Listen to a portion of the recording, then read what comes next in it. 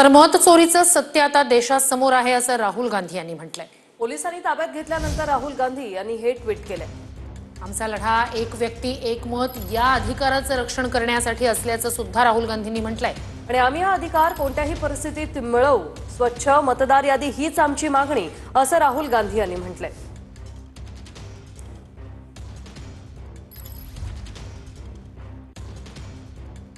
तर सगळ्याच खासदारांना, मोर्चात सहभागी झालेल्या खासदारांना संसद मार्ग पोलीस ठाण्यात नेण्यात आलं।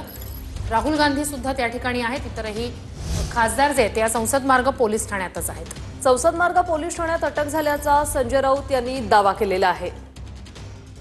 तर संसद मार्ग पोलीस ठाण्यात आधी या खासदारांना नेण्यात आलेलं होतं। या खासदारांना ताब्यात घेण्यात आलेलं होतं अशी माहिती समोर आलेली होती। त्यानंतर आता अटक झाल्याचा दावा संजय राऊत यांनी ट्विटद्वारे केला आहे।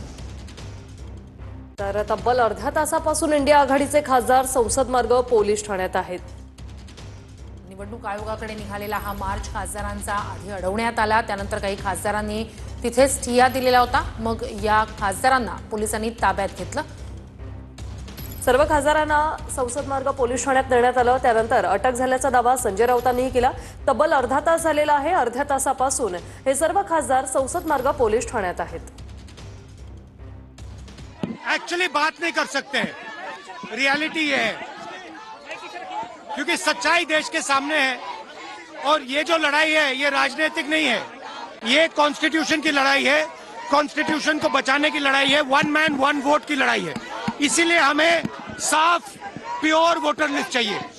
एक बात है, आप लोग चुनाव आयोग तक जाना चाहते थे, आप चुनाव आयोग तक जाना चाहते थे, लेकिन आप लोगों को यही रोक दिया गया। क्या समझते हैं आप इस तरीके की चीजों को देखकर?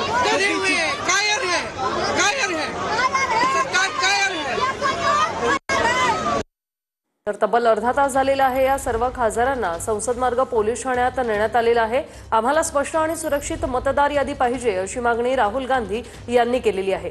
तर मतांच्या चोरीचं सत्य देशासमोर आलंय असंही राहुल गांधी यांनी अटकेत घेतल्यानंतर, ताब्यात घेतल्यानंतर म्हटलेलं आहे। लोकशाही आणि संविधानासाठी आमची लढाई असं राहुल गांधी म्हणाले।